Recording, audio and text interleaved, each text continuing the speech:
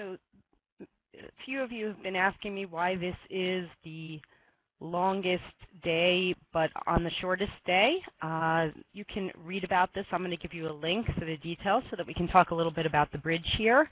We have 11-year-old Michael Hu in the north seat who overcalled 1 heart.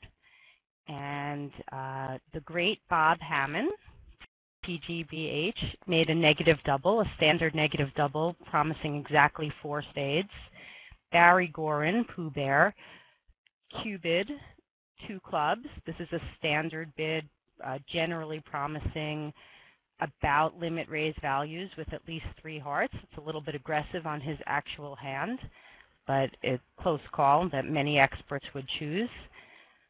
Michael, who then indicated an minimum overcall with his 2 heart bid, and then later, due to his 6th heart, competed to 3 hearts. So Michael, who is 11 years old and just learned the basics of bridge about 2 years ago and has become a very avid player, joined the USBF Jr training program. So hopefully Larry will be here with us soon. Maybe here he is. Hi, Larry. Yes, Debbie, I think I'm here, and I thought your explanation of the auction was good. Are you able to hear me?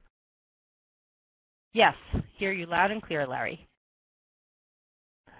Okay, so here in 3 hearts, the way I know, Debbie, you and I both like to think about declarer play in a suit contract is we quickly look at what declarer will lose, and surely the ace-king of hearts and the ace-king of spades are going to be lost, so declarer can't afford to lose anything else, yet it looks like he has to lose a diamond trick unless he can get the spades set up in time, which really doesn't rate to work, so it looks like down 1.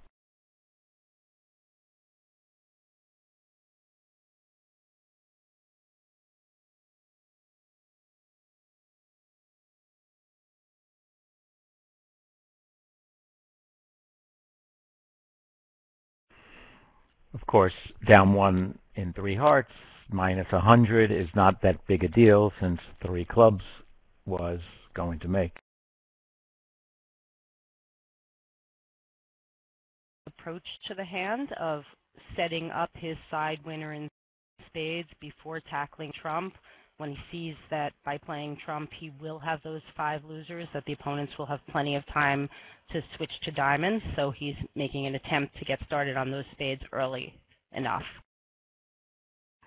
Yes, he has to hope the defense doesn't shift to diamonds in time and that spades are 3-3 so that he can get his discard without having to draw trump first. We can see spades are 4-2, so even if the defense doesn't shift to diamonds right away, they are going to get their 5 defensive tricks eventually, unless they never play diamonds.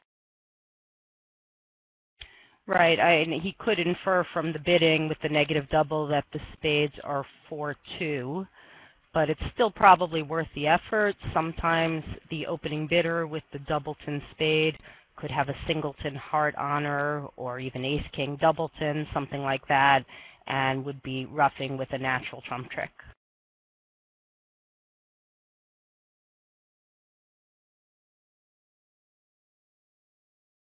When Debbie explained the auction, she indirectly alluded to the law of total tricks. North, knowing his side has 9 trumps, competing to the 3 level, expects either he'll make it or go down 1, and in that case probably the opponents, which is the case here, would have made theirs. So there's really not much to lose. Minus 100 versus minus 110 is nothing, and maybe he would have made 140.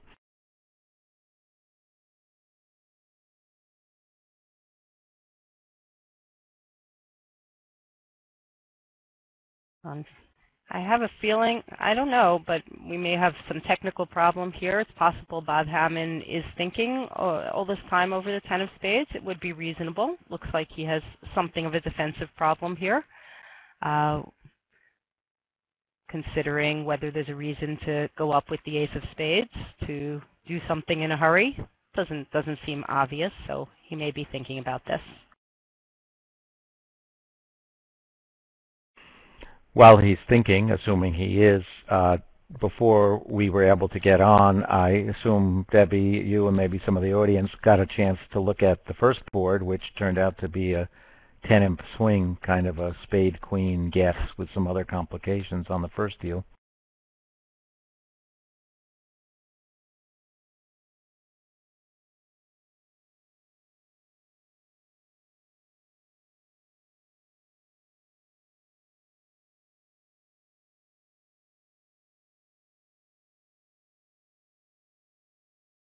Yes, it does look interesting. I hadn't really paid much attention, was busy trying to sort out getting onto here. Interesting that the swing came in the card play, not the bidding, when both tables chose to play in 3-no trump rather than their 8-card spade fit. Looks like the 8-card spade fit might have been a better spot.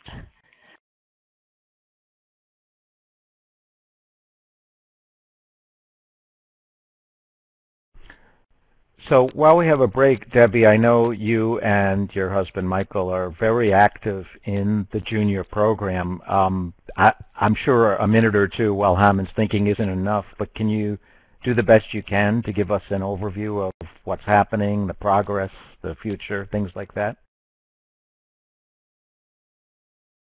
Sure. The USBF Junior training program in its current form started almost 2 years ago.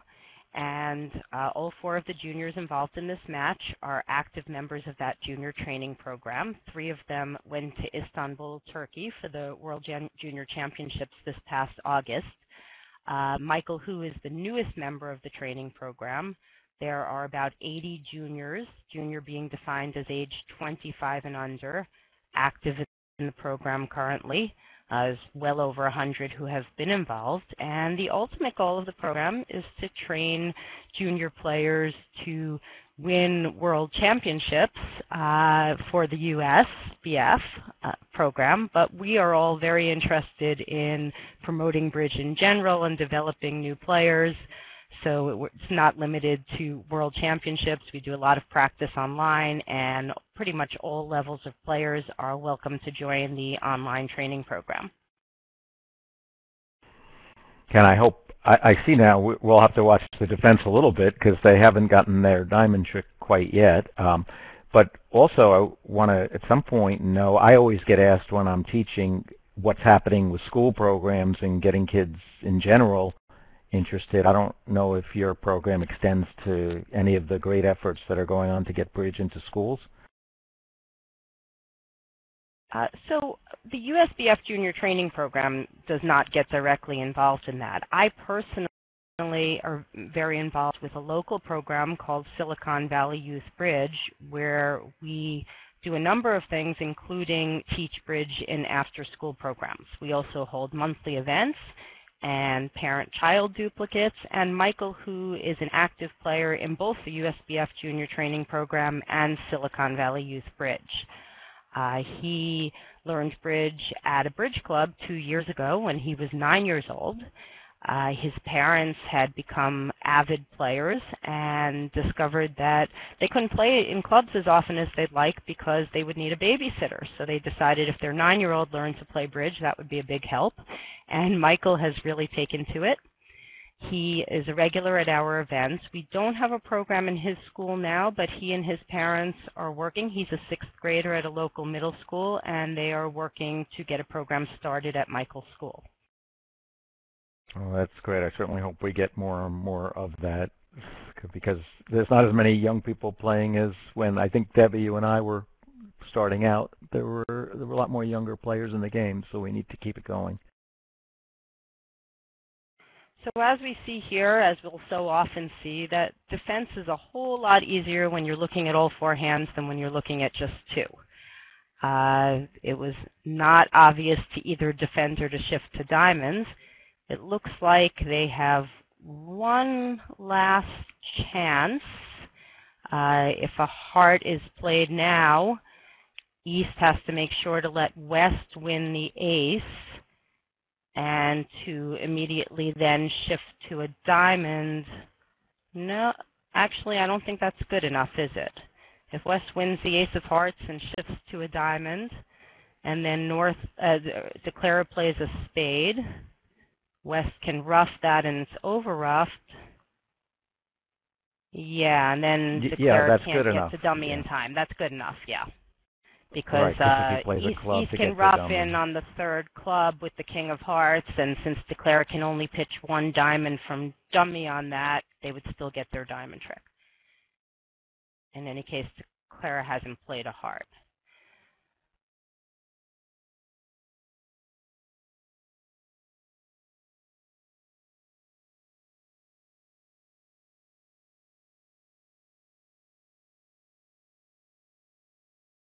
But I think declare single dummy did better than the play I was suggesting, double dummy, didn't he? By playing the third club, I guess East needed to rough that with the king of hearts and immediately shift to a diamond to beat it. That would have worked, but boy, I mean, this guy's an 11-year-old, and I have to give him all the credit in the world. Granted, the defense has been a little shaky. Well, I guess they survived. Well, now the trump's going to crash. This is pretty exciting. He's going to make this, and I have to give him credit for giving himself a chance. This was well played.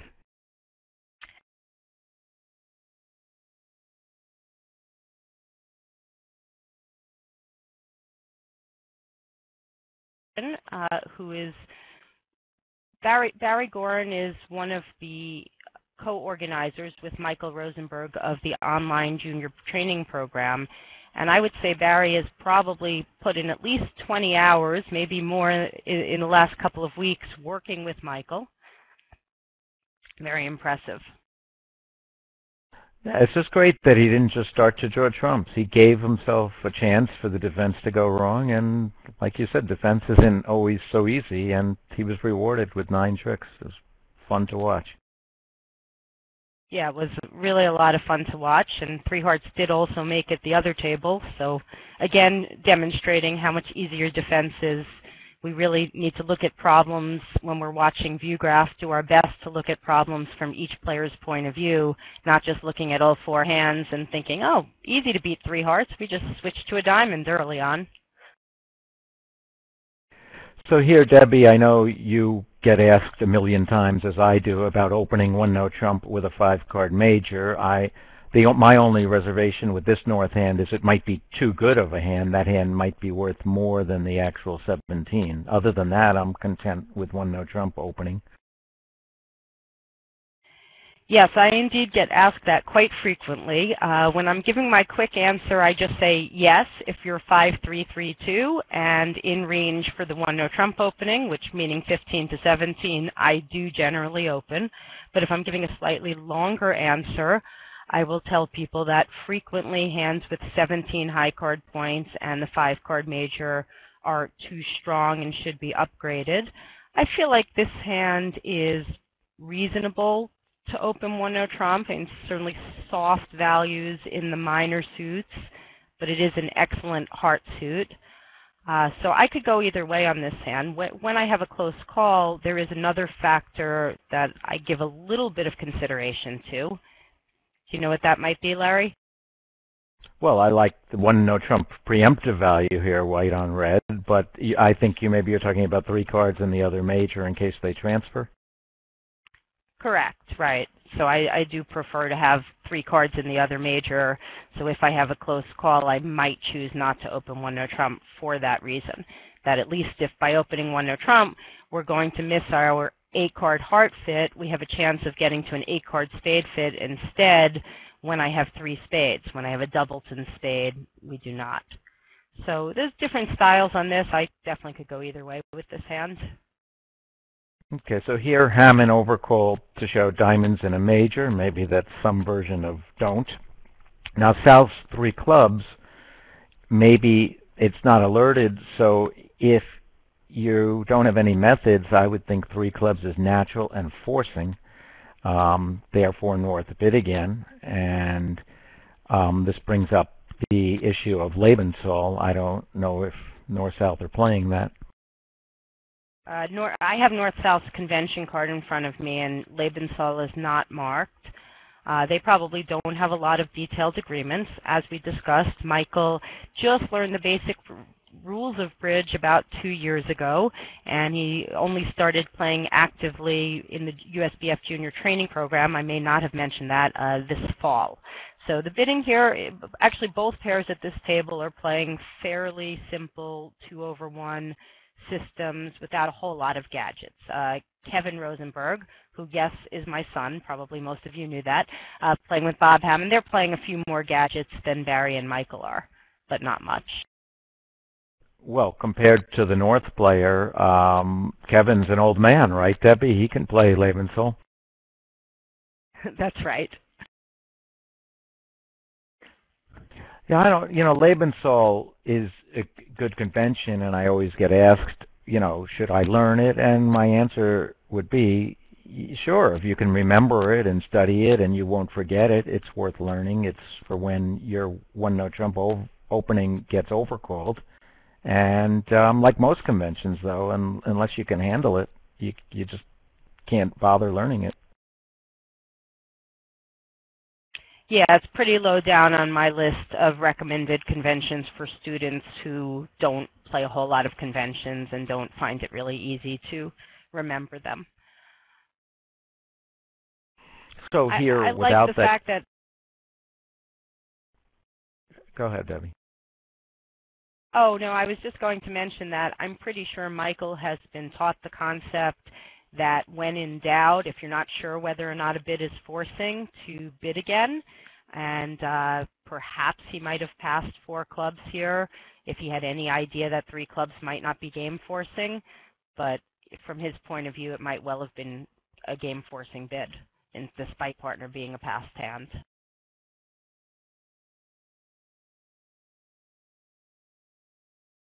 Okay, again, I like what he did here. He tried to get rid of dummy singleton diamond right away. Not only did he overtake in hearts, but he then played the 9 of hearts, but he was not able to slide that through the great Bob Hamman. Bob's usually a modest guy. I'm wondering who put him up to that TGBH thing there. Yeah, that is amusing. This time, actually, Barry Goren as South is declarer, so we can't give Michael credit for all of Barry's plays. And I guess Bob Hamman's looking at the hearts and right. You're right. You get rusty when you don't play. You forget who's the declarer and who's the dummy. Yes, well, I'm very focused on these things lately because I have not been playing either, Larry, but I've been spending a lot more time than ever before in my life teaching total beginners the game. So things like who's the declarer and who the dummy are right my speed. I was asked what a CIVI mentor is. CIVI stands for Silicon Valley Youth Bridge. That's our logo. So I'm a mentor in the program, and my son Kevin Rosenberg, I believe, also has that in his profile, because he does quite a bit of mentoring for Silicon Valley Youth Bridge.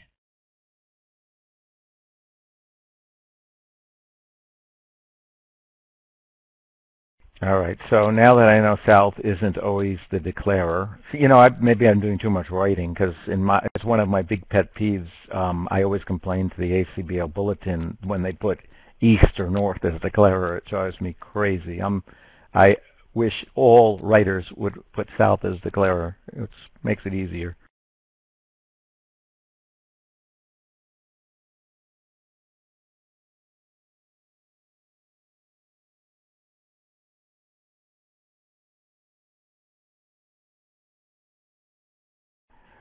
So now it's a question of 2-note trump or 2 spades here by North.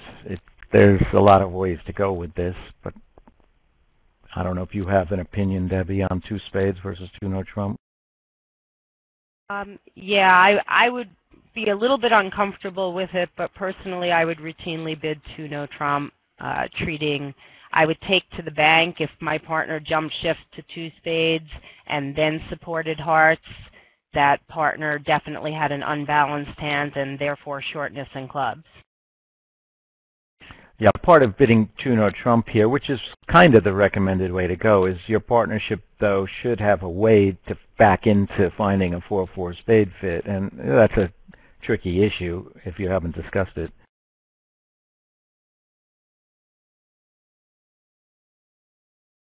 Well, the result just got posted up there that the other table reached 6 hearts on the north-south cards, which is a bit too high. I mean, you can get lucky in the hard suit and not lose any hearts. You lose just the ace of hearts, but there's sort of an inescapable diamond loser unless something really lucky happens.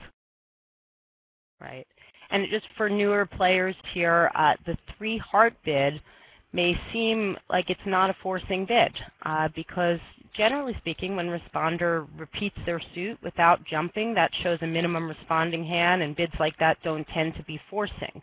But a special rule in standard American bidding is that when opener jumps, even if the jump itself is not forcing to game, the only way to stop short of game is for a responder to pass.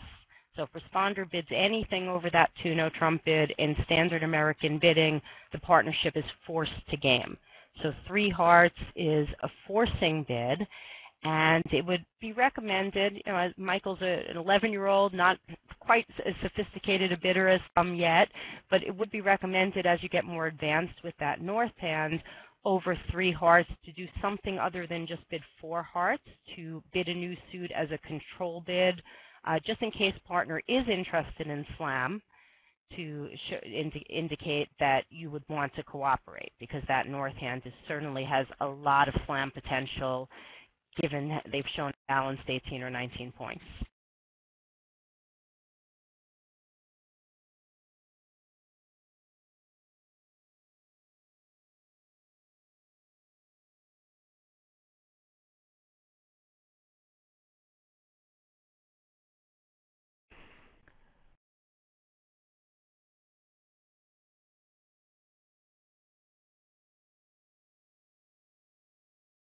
So to be clear, I agree with the 2-no trump bid, but yes, over 3 hearts, I would recommend that north continue with a 3-spade bid.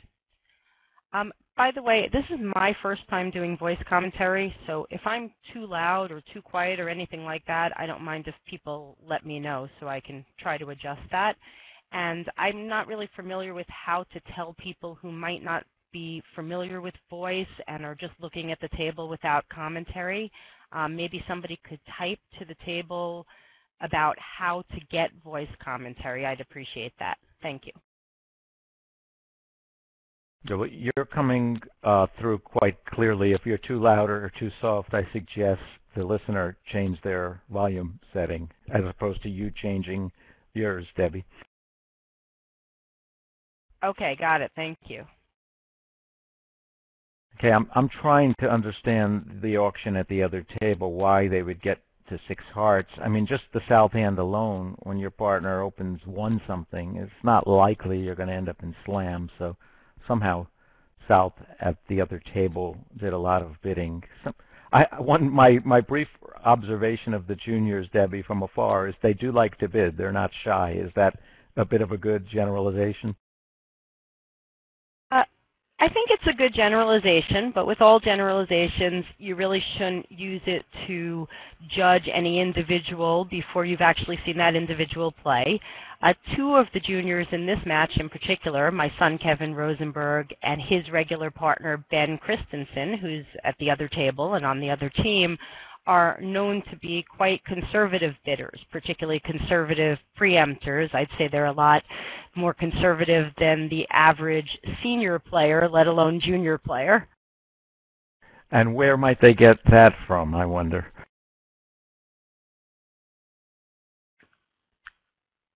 Well, Larry is hinting at the idea that Kevin may have gotten that from his dad and possibly his mom to some extent as well. And there's probably almost certainly something to that. But I believe it was coincidental, or maybe that was the reason that Kevin and Ben formed the partnership, that Ben, before he and Kevin even started playing together, already preferred that style. So here we have a very routine 3-no trump, and that lead by Barry Goren south is kind of interesting. You know, it's not necessarily a lead you would make in a match point game. It's so dangerous. But against an imp contract, you know, so if it costs an over trick, so be it. And some days you'll strike gold. You'll hit your partner with a long spades, maybe 4 or 5 to the king, or 5 spades and an entry. I kind of like that shot of the ace of spades. Yeah, that sort of lead is becoming a lot more popular these days. I still personally have not adopted that style, and of course it works on particular hands, but I'm not quite convinced. But I would note here how Larry said that this is a lead you'd be a lot more likely to make at imps, and I certainly agree with that. But occasionally you make a lead for imps and it strikes match point gold as it does here. Right, without the spade lead, declarer with the diamond splitting, declarer has 6 diamond tricks and 3 and 3, 12 tricks. So this spade lead actually has saved 2 over tricks and 2 imps. It's a short match and the score is close. Good point. While the focus in playing imps as opposed to match points is much more on beating the contract, over tricks do count. I feel like people are learning that more and more, perhaps due to so many close matches on ViewGraph over recent years. People are really realizing that those 1 and 2 imp swings can decide the match. Okay, we see they didn't play it out. I suspect the declarer just said, you know, if diamonds are 2-2, I have the rest. Sometimes they don't need to play it out to find out.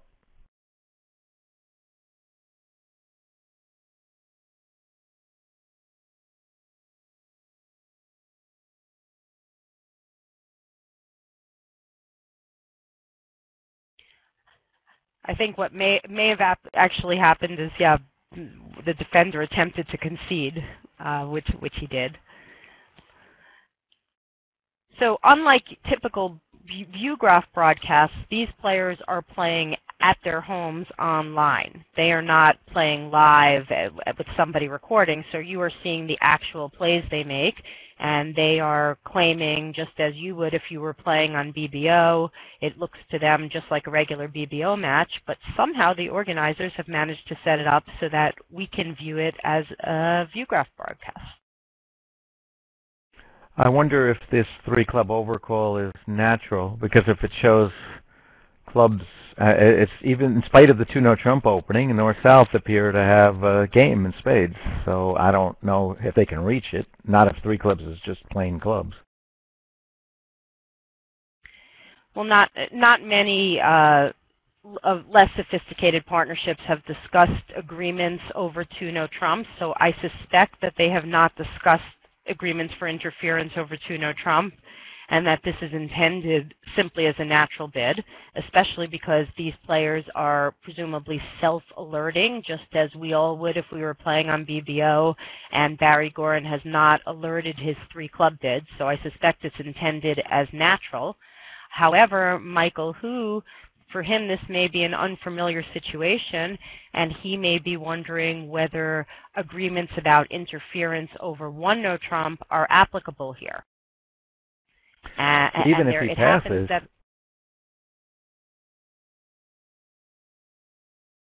I was going to say, Debbie, even if he passes, Hamman might succumb to the temptation. No, he didn't. I was going to say if Hamman backed in with 3 hearts, that would give South a chance to bid 3 spades, but Hamman didn't go for it. So 3 clubs is certainly an easy contract. It's going to make an overtrick. They're going to just lose a club and 2 hearts.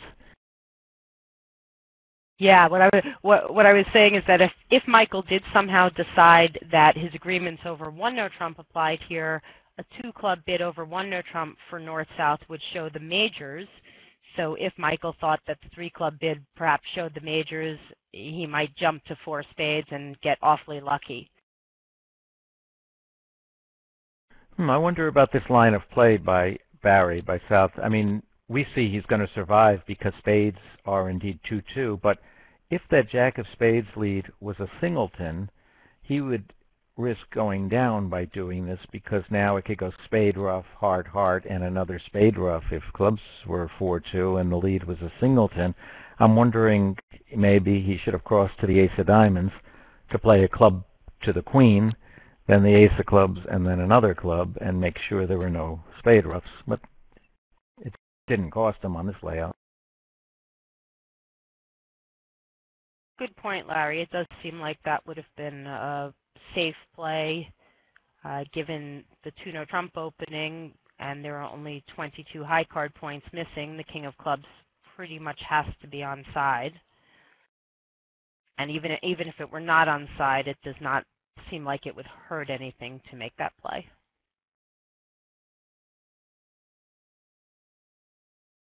Well, he'd be giving up on that late round spade finesse, but surely, I mean, the king of clubs is like 99% to be on side, and by playing them from dummy, you make sure the contract, club to the queen, ace of clubs, jack of clubs, now they can't possibly get enough spade roughs to set you. But spades were 2-2. So, you know, it's funny, Debbie, you and I'm sure we hear this all the time. Someone will say, well, I played perfectly. I didn't do anything wrong. Yet they do a lot of things wrong. It just doesn't cost them, and you don't realize if you've made a mistake. Absolutely. I once heard Chip Martell say something that always stuck with me about the biggest luck factor he thought in any given session of bridge was whether the hands came up that you personally understood. And I extend that to apply to just the general idea of whether your particular mistakes in that session happen to cost or not. And I do think that is probably the biggest luck factor in determining how one does any given session or day or even tournament. Yeah, that makes a lot of sense, because the greatest players in the games make mistakes, but sometimes they just don't cost you. Well, will North have the nerve for a weak 3 spades here, vulnerable? I know a good friend of mine who would recommend it. I would certainly bid 3 spades preemptive if I were not vulnerable. All right, he did it. Yes, and I happen to know that Michael recently read a book by that good friend of yours I think you're referring to. So maybe that's where he got the nerve from. Yeah, that's Marty Berg, and I'm allowed to use his name when it's in a good recommendation. Absolutely. Marty. So we have, at Silicon Valley Youth Bridge, we hold monthly pizza party play events, and those events usually include a little mini youth tournament where the winners get prizes, and we try to make most of our prizes bridge books. And I happen to remember a couple of months ago Michael selecting Points Schmoints, one of Marty Bergen's great books with lots of good bridge tips, as his prize. So I'm pretty sure that he's read that, and that could be where he got this nerve from. Yeah, that 3-spade bid does make things tough on the opponents, but Hamman, East's hand is so good that once the vulnerable 2-diamond overcall was made, there was nothing that was going to keep Hamman out of game. I guess he just was trying to maybe buy it in 4 hearts somehow. His double was presumably card showing double. Right, and just to review, that 3-spade bid in modern bidding is almost never treated as a limit raise. So people have different styles as to how weak a hand it is, whether it's anywhere from 0 to 6 points in support, 4 to 6, or some people treat it as what's known as a mixed raise, more like 7 to 9 points in support. But it's become pretty much universal that with a limit raise after interference, some artificial bid is used to show that. Standard is a Q bid of the opponent's suit. There are some players who use an artificial 2-no trump bid in competition to show some of their limit raises.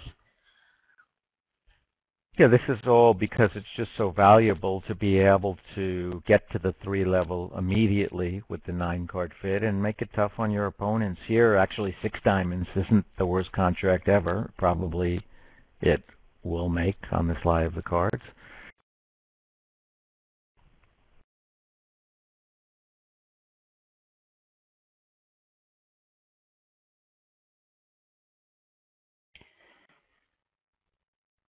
So after this board, we have one more in the first half.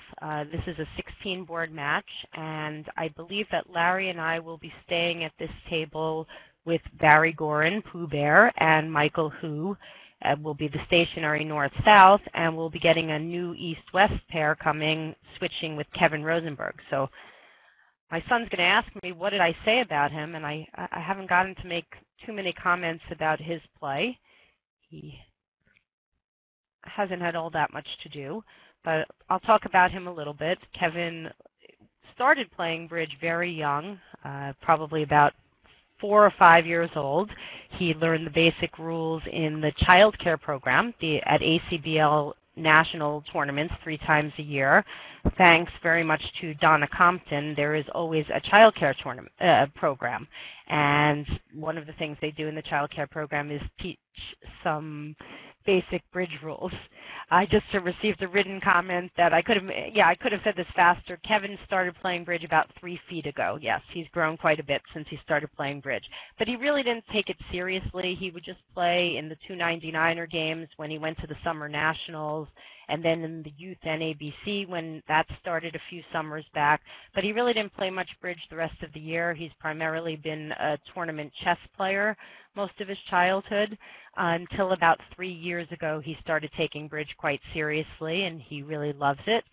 He also enjoys teaching other young people. He started a bridge club at his high school this year, which is going very well, and loves to play as much as he can. He's a senior in high school, and as his mom, I'm announcing officially that he will be going to university next year, playing a little bit of bridge on the side. And which university? That we don't know yet, but he'll be going to university. You heard it here. Okay. All right, but I used to teach, it was an event organized by Larry King, and it was called University of Bridge. That's not the one you mean, I assume. Oh, you got me there. That doesn't exist anymore, right?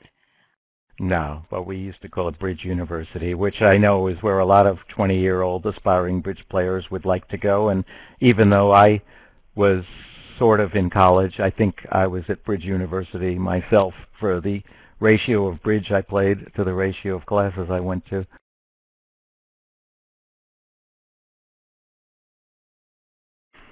Okay, so we have what looks like a part score hand. We'll see what happens. East-West have 9 trumps, and North-South can find their 8-card heart fit, so it doesn't look like too much can be made here.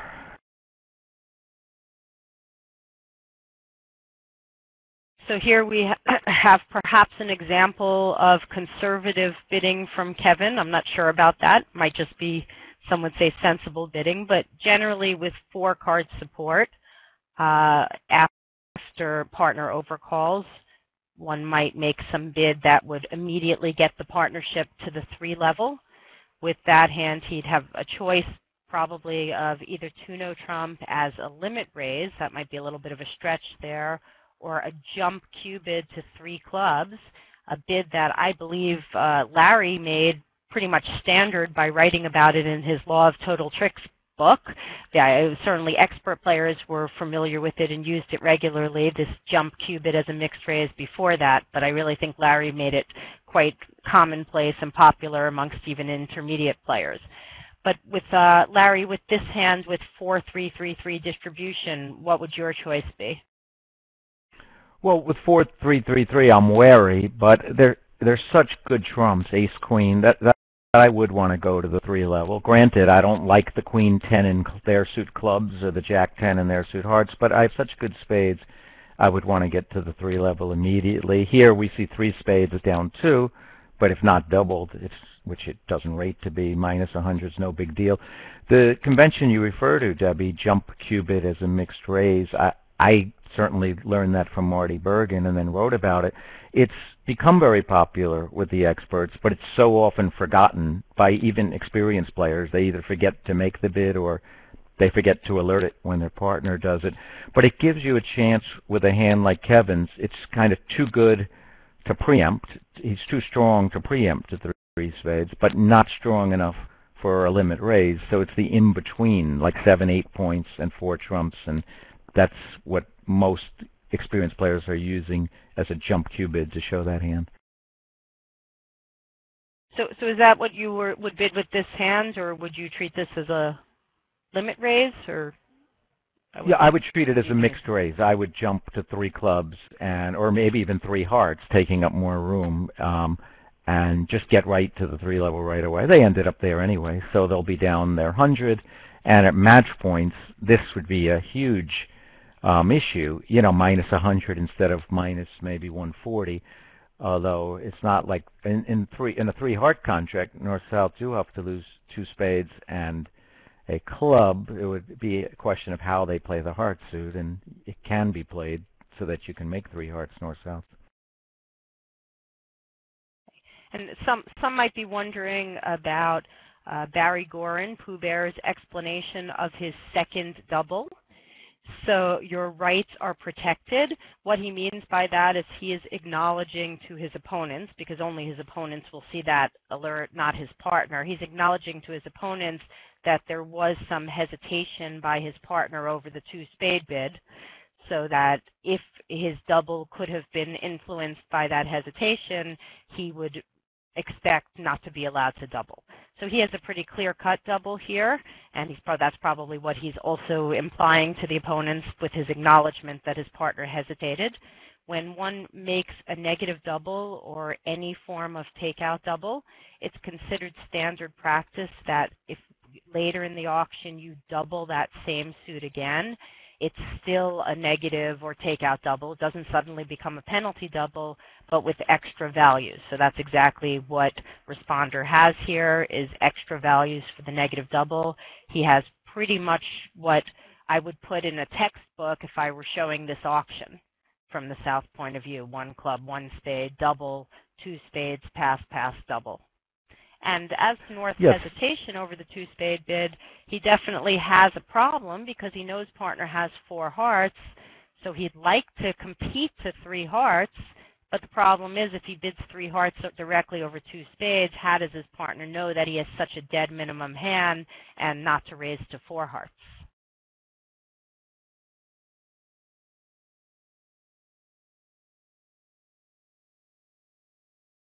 So we can see a big swing was created on the previous board as East-West bid and made 6 diamonds at the other table, which is pretty tough to do after the opponents open the bidding. You don't usually see a slam bid and made by the non-opening side.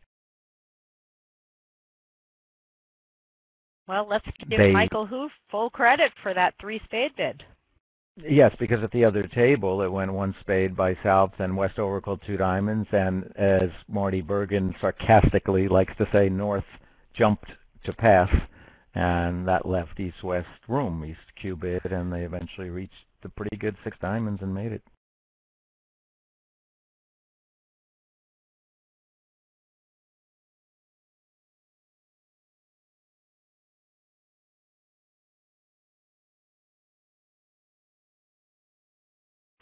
So it's true that if this deal in a match point game would be more fascinating, North-South would actually have to double 3 spades, and South might with 2 aces opposite an opening bid, because that plus 100 wouldn't be too good in a pair game, and yet 300 would be great for North-South.